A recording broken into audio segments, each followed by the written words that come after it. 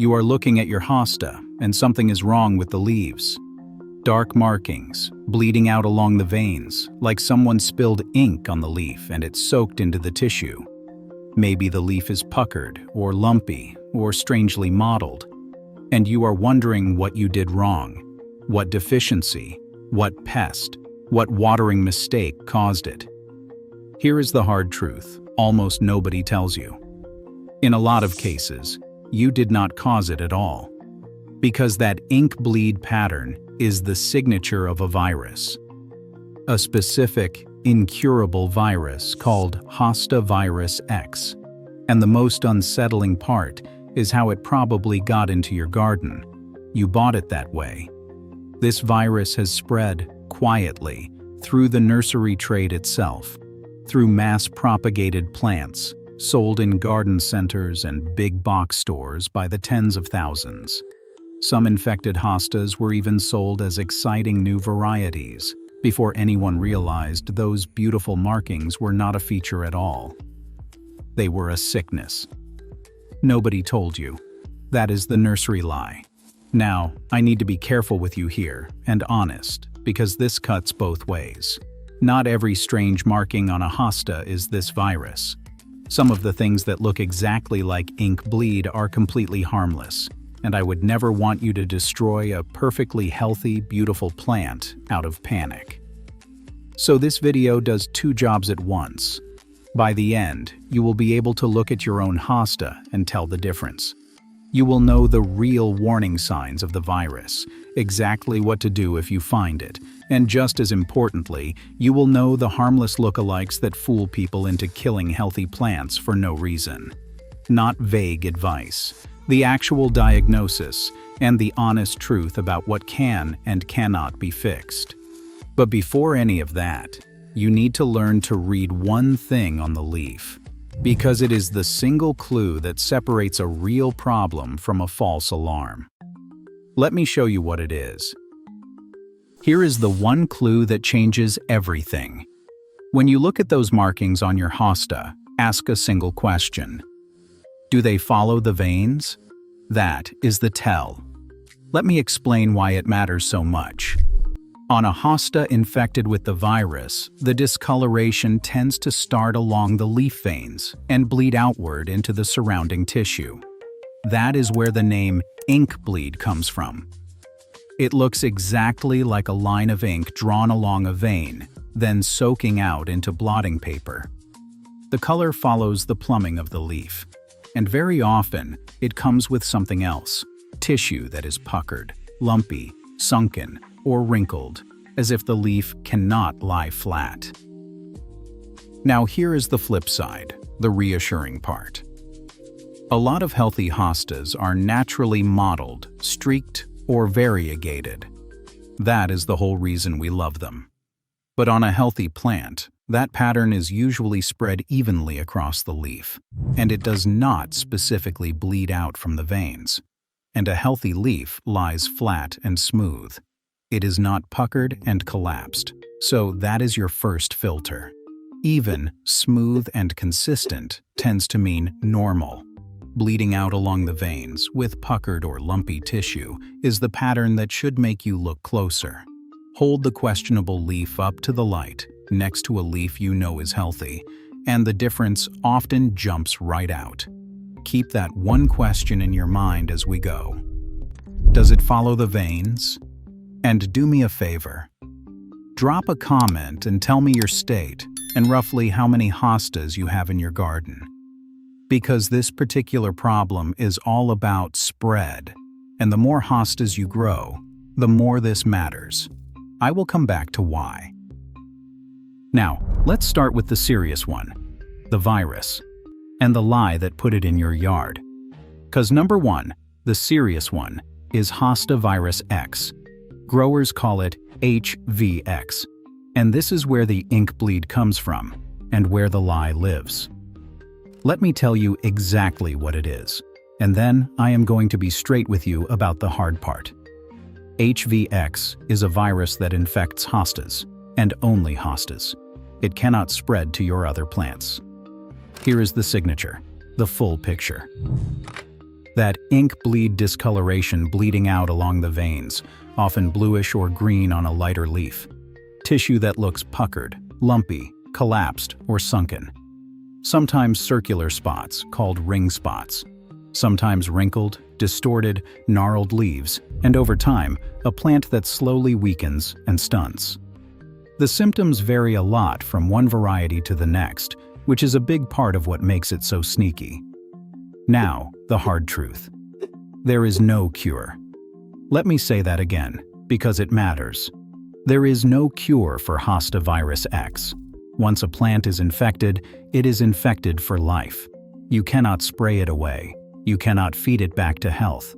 And I need to warn you about something, because I have seen it.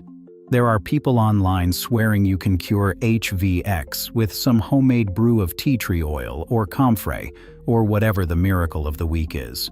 That is nonsense. It is a myth. There is no spray, homemade or store-bought, that cures a virus in a plant. Anyone telling you otherwise is wrong, or selling something. So here is the lie, laid bare. This virus spread through the nursery trade itself. Hostas are commonly propagated by division, by splitting existing plants, and when you divide an infected plant, every piece carries the virus. So infected stock got mass-propagated and sold at massive scale through garden centers and big box stores. Worse, because the virus sometimes creates strange, striking new patterns, some infected plants were actually named and sold as exciting new varieties. Before anyone understood, they were simply sick. There are now, by expert estimates, tens of thousands of infected hostas that have been sold around the world. And here is the part that should make you cautious. A plant can carry the virus for years with no visible symptoms at all, which is exactly why no nursery, no matter how reputable, can truly promise you a virus-free plant. Even well-known brands have unknowingly sold infected stock. That is the truth nobody put on the tag. So here is what to do. First, if you are not sure, confirm it. There are inexpensive HVX test kits made for exactly this, and they take the guesswork out. But if the signs are clear, ink bleed along the veins, puckered tissue, ring spots, then the Hosta grower's rule is simple and a little brutal. When in doubt, throw it out. And when you remove it, do it properly, because this is about protecting every other hosta you own. Dig out the entire plant, and as much of the root as you possibly can. Bag it up and put it in the household trash, or burn it if that is legal where you are. Never, ever compost it. And do not replant a hosta in that same spot until any leftover root pieces have fully died and rotted away. Now, the single most important thing about stopping the spread. This virus travels through a sap, from the sap of an infected plant into a fresh wound on a healthy one. And the main way that happens is on your own tools and hands. Your pruners, your shovel, your knife, even your string trimmer. So if you are cutting, dividing, or removing hostas, you must disinfect your tools between every single plant. A 10% bleach solution is the standard, and wash your hands too. Cut an infected plant, then cut a healthy one with the same blade, and you just infected it yourself. The good news? It does not spread on the wind, and it will not leap from plant to plant just sitting in your garden. You largely control it with clean tools and quick removal. Quick, honest word before we go on. Because I know somebody watching is already wondering if hydrogen peroxide, that brown bottle in the shed, will help with the virus. So let me be completely straight with you. It will not. Nothing sprayed on a leaf cures a plant virus. Peroxide does not touch HVX, full stop. Where that bottle does earn its place is tool hygiene, though for this specific virus, bleach is the gold standard, and it has a real limited role against the actual fungal leaf spot we are about to cover. And knowing that difference, knowing exactly when that bottle works, and, just as importantly, when it is useless, is the entire reason I put together the hydrogen peroxide playbook. All 31 real garden uses, the exact dilution for each, and the 5 things peroxide will not do, so you never waste it or trust it in the wrong place. Sourced from real horticulture, not internet myths, with a clip-and-pin chart for the shed wall. 25 pages, $27. Link in the description. Now stay with me, because before you go dig up a single plant, you need to know this. 3 completely harmless things look almost exactly like that ink bleed. And people destroy healthy hostas over them all the time. Imposter number 1. Frost and cold damage. And this one fools people every single spring. Here is the scene. Hostas push up early, those tightly furled spears unrolling in April, right when a late cold snap or a surprise frost can still hit. And cold-damaged hosta tissue can come up looking alarming. Discolored streaks, dark or bluish patches, distorted, puckered, wrinkled leaves that did not unfurl cleanly. And if you have just learned about ink bleed and puckered tissue, your heart drops because it looks like exactly that. Here is the biology, and why it is nothing to panic about. When frost nips the emerging leaf tissue, it damages the cells right at that moment of unfolding, and the leaf carries the scars of that damage as it opens. But, and this is the key, it is a one-time injury. It is frozen in that leaf, literally. It is not a living infection spreading through the plant. So here is how you tell it apart from the virus. First, the timing. Frost damage shows up on the earliest spring growth, right after a cold event, not appearing fresh in the middle of summer. Second, and this is the giveaway, the plant grows out of it. The damaged early leaves are the damaged ones, but the new leaves that come in afterward, once the weather settles, come in clean, smooth, and normal. A virus does the opposite. It stays, and the new growth keeps showing symptoms. So here is the fix, and it is the easiest one you will ever hear. Patience. If you suspect frost damage, wait.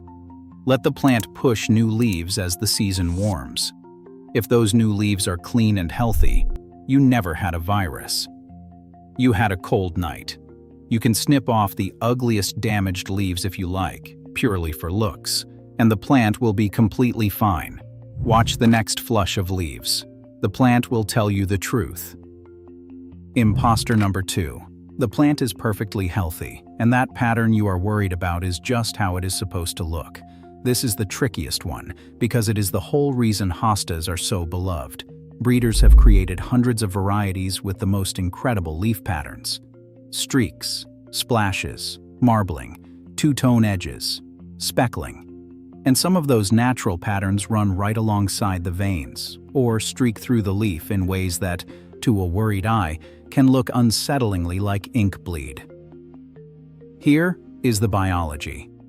That variegation is stable, built-in coloring, part of the plant's genetics.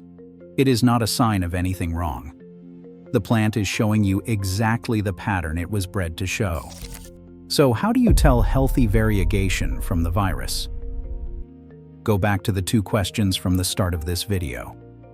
First, is it even and consistent, or does it bleed out from the veins in a random, blotchy way? Healthy variegation tends to be even, patterned, and consistent from leaf to leaf, the same look repeating across the whole plant. Viral ink bleed is more random and irregular, and it specifically soaks out along the veins. Second, and this is the one that settles it, feel the leaf. Is it smooth and flat, or is it puckered, lumpy, and collapsed? Healthy variegation lies flat and smooth. The virus distorts the tissue. A healthy fancy hosta has beautiful color and a normal flat leaf. A virused one has the color and the puckered, lumpy texture. And the trick that works every time. Hold the leaf up to the light next to a leaf you are sure is healthy, and compare. Look it up too. If you know your variety's name, search what a healthy one is supposed to look like. If your plant matches the catalog photo, That is not disease, that is the cultivar. So here is the fix. If it is healthy variegation, there is nothing to fix. Do not dig up a gorgeous, perfectly healthy plant because its natural pattern startled you. Confirm first, then enjoy it. Imposter number 3, and this one is a real problem, just a fixable one. Actual leaf spot disease, fungal and sometimes bacterial. Here is how it looks and how it is different. Instead of color bleeding out along the veins from inside the leaf spot shows up as distinct spots on the surface, often roundish, frequently with a defined edge or a darker border, sometimes with a tan or bleached center. As they worsen, those centers can dry out and fall away, leaving holes, so the leaf looks shot through. One of the common culprits on hostas is anthracnose, which produces exactly these spots, sometimes with a darker ring around them. Here is the biology and the key difference from the virus. These are external infections caused by fungal or bacterial organisms that land on the leaf surface and need one thing to take hold: moisture. Wet leaves. They thrive in warm, humid, wet weather, and they spread through splashing water, rain hitting the soil and bouncing up, or overhead watering, wetting the foliage. Unlike the virus, this is not baked into the plant for life. It is a surface problem you can actually manage and reduce. So here is the fix, and it is mostly about keeping the leaves dry and clean. Water at the base of the plant, never over the top, and water in the morning so any splashed leaves dry fast. Give your hostas room and thin, crowded clumps so air moves through and the foliage dries quickly after rain. Remove and destroy badly spotted leaves and clean up all the dead foliage in fall because these fungi overwinter in that debris. And in a bad case, this is one of the few places on a hosta where a fungicide genuinely helps, or that dilute hydrogen peroxide knockback as a surface treatment applied to the foliage. That is a real, limited use, and exactly the kind of thing the playbook spells out the dilution for. Here is the honest note. A little leaf spot late in the season is cosmetic and not worth worrying about. Hostas are tough, but if it is spreading and disfiguring the plant, the airflow and dry leaves approach is your answer. And the good news, this one, unlike the virus, does not mean digging up the plant. Clean it up, dry it out, and it comes back fine next spring. Because number 5 is really 2 more suspects, and I am grouping them because one is serious and one is harmless, and you need to tell them apart from everything else. First, the serious one. Foliar nematodes. These are microscopic worms that live and feed inside the leaf tissue, and they leave a very distinctive signature, one that is actually your best clue for identifying them. Brown or dark streaks and bands that run between the veins. Here is why that matters. The veins act like walls the nematodes cannot cross, so the damage gets trapped into neat stripes, bounded by the parallel veins of the hosta leaf. So you see this banded, striped pattern, dark segments fenced in by the veins, often starting late in the summer and spreading. Hold the leaf to the light, and those bands can look almost angular, blocked in. Now, the reason I put this next to the virus. Like HVX, a bad foliar nematode infestation is one where the honest advice is often to remove and destroy the plant because they are very difficult to eliminate and they spread in water from leaf to leaf. Same rules. Bag it. Do not compost it. Clean your tools. The distinction to remember. Virus ink bleed bleeds out along the veins.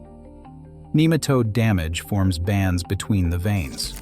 One bleeds out from the plumbing, the other gets trapped between it. Second, the harmless one. Plain scorch. Too much sun or fertilizer burn. Hostas are shade plants, and one planted in too much direct sun, especially harsh afternoon sun, gets scorched. That shows up as browning, bleaching, or crisping, usually at the leaf edges and tips, and in the areas hit hardest by light. Fertilizer burn looks similar, browned, scorched edges from feeding too heavily. Neither one follows the veins, and neither one puckers the tissue into lumps. It is just dry, burnt margins. So here is the fix for each. For scorch, move the hosta into more shade, or give it afternoon shade, and ease off heavy fertilizer, and it recovers.